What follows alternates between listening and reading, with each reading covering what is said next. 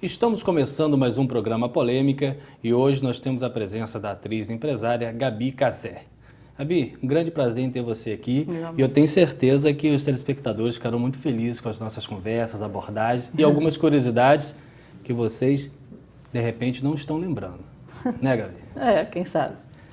Gabi, vamos começar falando um pouquinho da sua trajetória, o seu prazer, o seu gosto pela televisão. O que significa para você a televisão brasileira no crescimento da sociedade?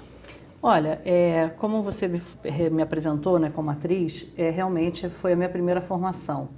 E desde o primeiro momento que eu quis trabalhar como atriz, e isso aconteceu na minha primeiríssima infância, eu ainda era realmente muito pequena, desde que eu me lembro de mim, eu pensava em começar a trabalhar como atriz. Engraçado que nem trabalho mais hoje como atriz, mas sempre foi pensando em televisão, né? Eu adoro teatro, eu adoro cinema, mas a função da televisão na minha vida e na vida de muita gente que viveu os anos 80, né, que nasceu quase nada, né, um tempinho atrás, a televisão está muito presente, porque justamente a televisão no Brasil tem uma função na formação de cultura, né, e a formação mesmo de educação e de referências em muitas famílias, né? Quem não já ouviu falar daquelas pesquisas e dados que apontavam que mesmo em famílias extremamente pobres, que não tinham nem telefone, né, que era um dado de riqueza e de quantificação econômica, tinham televisão. E aí era televisão a cores, televisão preto e branco. Então, a televisão no Brasil, ela está presente mesmo, né, na história. E principalmente no estado do Rio, né? A gente está no estado do Rio, que é onde nasceu a TV Globo, que é a emissora de televisão mais importante do país e uma das mais importantes do mundo. Então, eu tenho muita tranquilidade de falar de televisão. Eu sei que ela fomenta um monte de críticas e tal, mas eu sempre tentei fugir um pouco disso, porque eu sempre vejo o lado bom da televisão. Eu ia até comentar, exatamente, você tirou as palavras da minha boca. Muitos críticos, esses críticos de televisão, dizem que condensar a formação em tese cultural das pessoas só na televisão, pelo contrário, é um desserviço. Sim. Porque o cinema é caro, o teatro é caro, as praças impressionantemente são moradas, tem pouca coisa a céu aberto. Como analisar esse contraponto? Tem por dois lados, né? Por duas vias, quem sabe uma terceira via. A primeira visão é a seguinte: meu próprio pai sempre falou isso para mim. Meu pai, ele tem mestrado em teleeducação e ele dizia, foi da primeira turma de mestrado em teleeducação da UERJ, né? E ele dizia o seguinte, que é um absurdo que uma programação seja eminentemente nacional, que as programações deveriam sofrer variação de acordo com a região do país e até mesmo dos estados e municípios. E eu era muito pequena, ele falava isso para mim, eu achava meio esquisito, mas depois eu entendo, você vê isso hoje em algumas políticas de emissoras nacionais, quando você tem horários optativos. Por exemplo, então, no Rio e São Paulo passa o programa, sei lá, da Angélica, Estrelas, mas de repente lá no Rio Grande do Norte, aquele grade, mesmo numa emissora mais rígida, né, como citando novamente a TV Globo, você tem aí a possibilidade de fazer um programa local, né? Então, essa é uma outra forma. E a outra maneira de observar isso, falando de espaços ao ar livre e tal, né? Você perguntou alguma coisa em relação a isso? O preço caro do acesso aos teatros, a cinema. Eu acho que são coisas que se complementam, né? Você não precisa prescindir da televisão só para ter a sua formação cultural em outros tipos de evento, né? Eu acho que aí cabe à família balancear esse tipo de entretenimento. Mas né? você acha que não é um pouco de seletividade devido à questão até econômica, de classes sociais, diferenciação de classe? Pelo fato desses eventos serem caros, sim, né? Sim. São caros, né? Mas graças a Deus a gente tem algumas iniciativas municipais e alguns festivais que são gratuitos, né? Então eu acho que pode sanar essa dificuldade aí justamente do preço do ingresso, que é caro, e tem que ser caro mesmo, né? Porque o artista, ele precisa de dinheiro, né? Então, mas o governo tem como melhorar isso fomentando espetáculos, né? Você tem até de música, né? Lembra do Projeto Aquários, que acontecia lá nas praias de Copacabana? Acho que acabou isso. Então, é gratuito. E assim como esse, vários outros, né? Gabriela, ainda dentro dessa questão da TV, as novelas especificamente, talvez sejam um dos grandes carros-chefes da TV Globo, já que a gente está falando da TV Globo, também tem o jornalismo, que é ganhador de vários prêmios, mas a novela em si. Hoje se discute muito, estou achando hoje a sociedade muito careta. Né? Os assuntos relacionados ao homossexualismo, a drogas, quando são colocados na televisão, a ascensão do negro na novela em classes sociais altas, que até bem pouco tempo isso também não era uma linha adotada pela TV Globo. Eu estou achando as pessoas um pouco caretas. Por que tanta reação agressiva, quase que fundamentalista, quando esses temas são colocados, quando sempre existiram, mas agora colocados até respeitando a pluralidade familiar? Como que você vê isso? Bom, eu não sou uma pessoa indicada, talvez, para falar sobre isso, porque eu não tenho uma formação crítica, né, de meios de comunicação. A minha formação acadêmica até nem é na área de comunicação social, apesar de que eu me dedico à prática de comunicação todos os dias.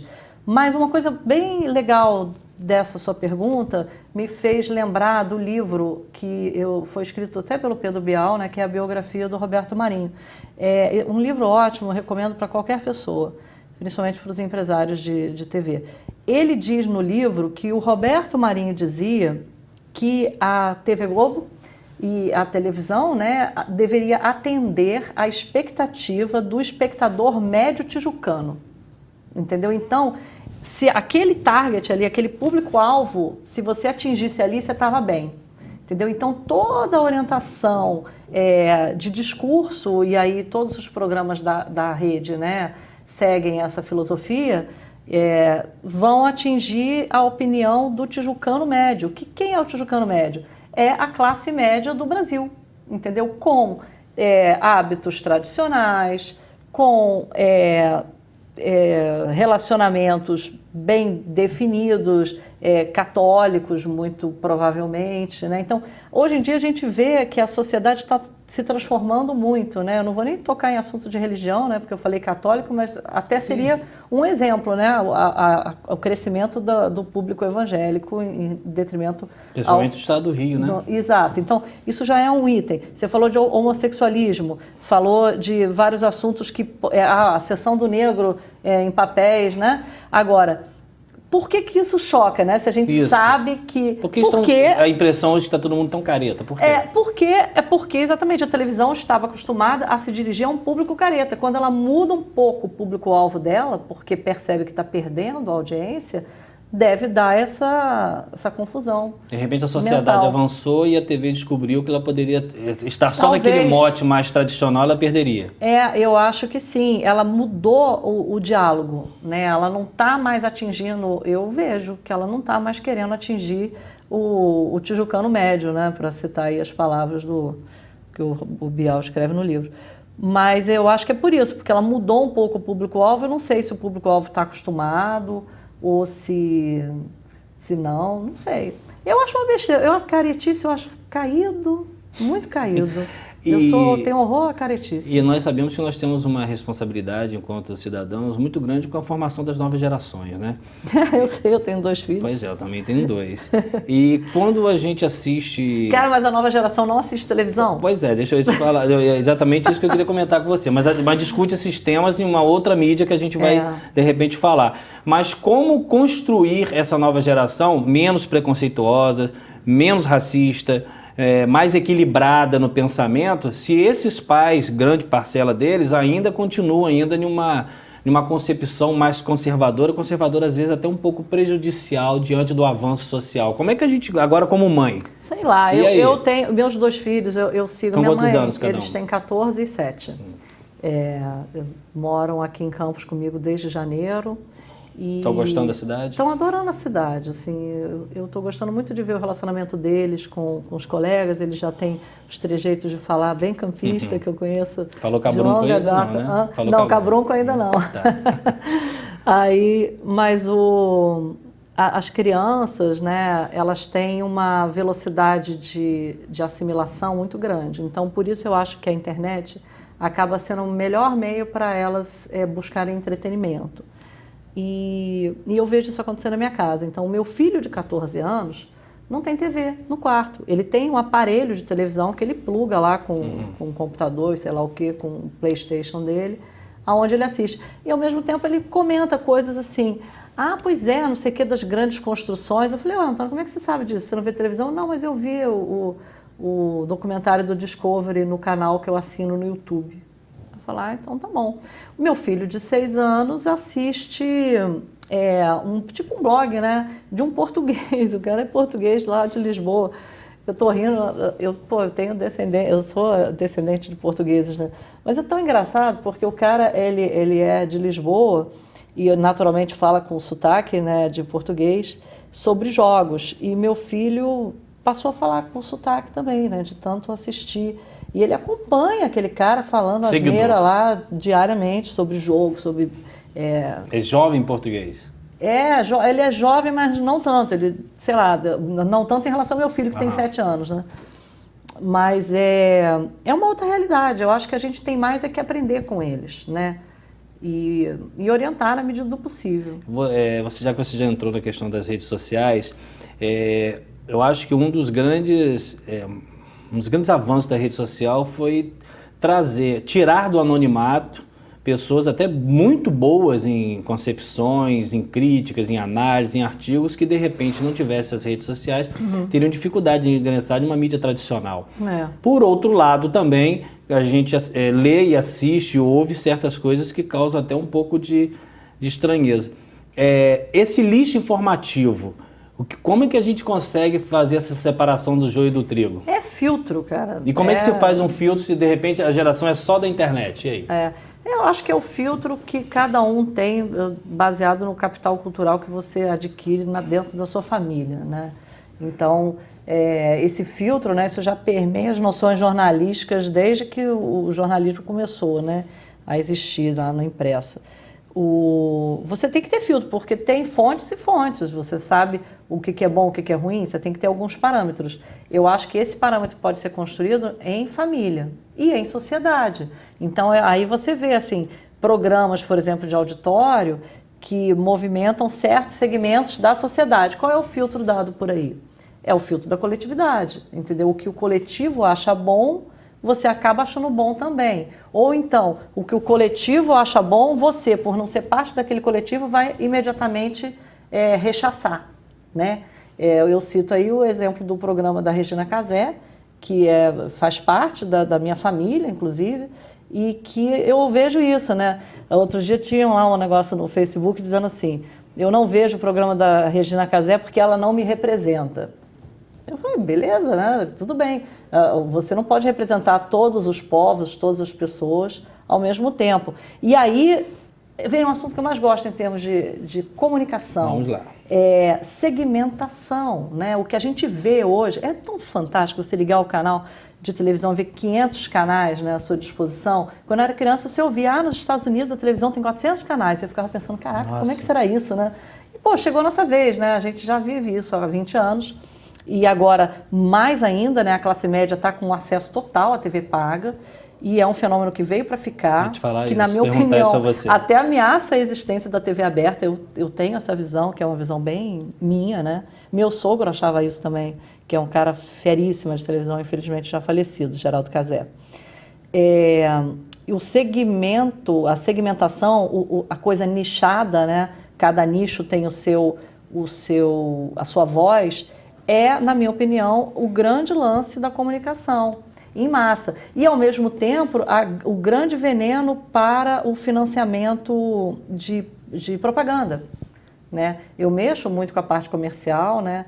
Estou fazendo isso, faço isso no meu dia a dia, no meu trabalho, e vejo como é difícil você botar o anunciante de acordo com o segmento, porque antigamente, uma pessoa assistia a uma emissora de televisão, escutava uma rádio FM, lia um jornal e 2 revistas, né? Isso eu não estou nem falando do Brasil, estou falando do americano. Ele lia a revista Life, assistia a televisão tal, escutava, né? E no Brasil você também tem essa mesma repetição de comportamento. Hoje não, né? Como que você define quem está assistindo o quê? Por quanto tempo? qual a faixa etária. Então, está muito mais pulverizado. Então, se você não pegar o segmento... Agora, você colocou essa questão dos nichos, né? Concordo plenamente com você, mas como fazer com que esses nichos troquem informações? Até para uns que estão daqui para cá, daqui para cá. Não há um receio de a gente viver daqui a pouquinho também em ilhas, assim, separadas? Quem é política assiste só política, quem é de família, família, culinária, culinária, e não há uma liga mais entre as pessoas? Essa é a pergunta de $1 milhão, né? Toda emissora quer saber essa receita. Parece que eles estão apostando assim... Cada horário eu boto uma coisinha e aí eu consigo reunir dentro da minha programação uma grade que atinja e que agrade gregos e troianos. Nós estamos quase terminando o primeiro bloco, mas eu queria ainda fechar um questionamento com você. O fim do jornal impresso, na sua opinião, isso aí é irreversível? Não, não acho que seja reversível e nem acho que há um fim decretado para o jornal impresso, né? Você vê, mais uma vez, né, no exterior, né, inúmeros jornais impressos sendo fechados. Sim. Fechados. Ou reduzindo a sua parte impressa. Mas, ao mesmo tempo, você vê um Warren Buffett da vida comprando jornais impressos regionais, estrategicamente colocados, e aumentando o patrimônio dele, que já é enorme, comprando jornais regionais. Um cara desse não faria um negócio desse. O próprio New York Times foi comprado. Você entende? Isso não seria possível em termos de negócio se não fosse um negócio viável. Talvez ele esteja um palmo na frente do nosso nariz e as pessoas não estejam enxergando. Eu acho que esse papo de que o jornal impresso vai acabar é a mesma música de que a televisão, o cinema ia acabar com a entrada da televisão, a rádio ia acabar. Tirar o livro tradicional também não tirou. Tudo balela. Eu acho, né? Eu posso achar o que eu quiser, na verdade. Então é tudo balela. Eu acho que vai ter jornal impresso, vai ter jornal online, vai ter tudo. O que é importante é você se comprometer com o conteúdo. O conteúdo é o borogodó do negócio. Tem que ter conteúdo, se comprometendo com o conteúdo, vai rolar. Perfeito. Estamos aqui com Gabi Casé, vamos ao intervalo, daqui a pouquinho a gente volta.